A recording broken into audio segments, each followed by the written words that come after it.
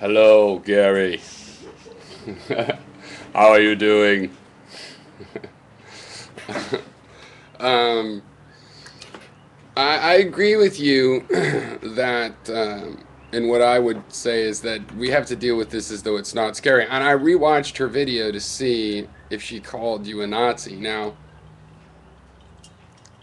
she had a quote about communism and fascism, but it didn't really call this, she wasn't calling Popper a Nazi. And by the way, for what it's worth, on the subject, and your plea to stay on the subject, I would like to do that. And I would like to say that I agree with Popper that as a social policy, this is exactly what we need to do, eliminate suffering as a priority. But I don't believe it's because of the objective nature. And that's why you do also have to do things that help, thriving. You don't put roads up there just to avoid suffering. You do it also just to give freedom of access to people, including down to the river where you go just for enjoyment. And maybe somebody needs to go there for some water, or they're going to be suffering, but you don't have to justify every single thing like that. That's what I meant by that. I think you help people in good and bad situations. But the priority is to alleviate suffering. This is something we can do to, in the immediate present is the thing. So the issue is with this supermajority. I mean, it's not me saying that life is good and bright. I don't say that. I say that everybody should choose that for themselves, that it's fundamentally okay to say that an individual can answer for themselves if their life makes sense, if it's constructive, if it needs to be continued. And then I can answer that about someone else's life in the sense of, no, that guy is being destructive and it doesn't make sense and he's damaging my survival. I think each person makes that decision. Unlike in utilitarianism and a lot of philosophy, for that matter, I don't think we can make one calculation over everything of what is... what'll make everybody happy or satisfied. You have to go to each person. That's why there's a fundamental,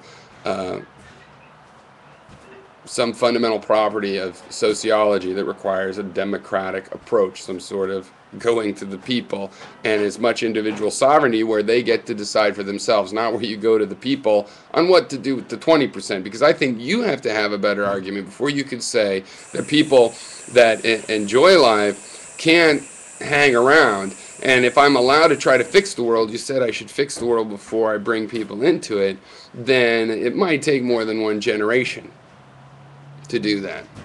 And we started off as these bacteria without even the brains. That's okay. Without even the brains, and so of course we ended up with a mess. And what, I supposed to immediately commit suicide? I can't say, well, it might take a few generations to fix and come up with measurements for that. Of course I can.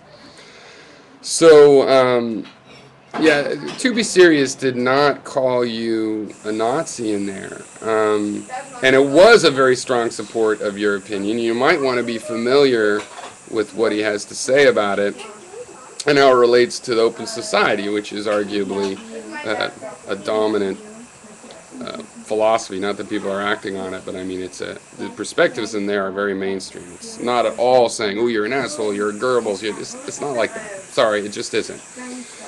You seem overly sensitive, as does she, because, she's obviously going way around the edge. But, yeah, we should be able to talk about euthanasia without it being a scary thing, and just abstractly. For one, I think that for practical grounds, you've already said to me that you don't think there's any way to do it. It's not like you're acting on it.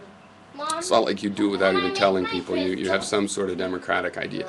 I think in the long run you might find out that it has to be totally individual, which is of course the problem. You can never get that 20%. You couldn't even probably track them down and force it on them, I would suspect, in reality, given the resourcefulness of biology.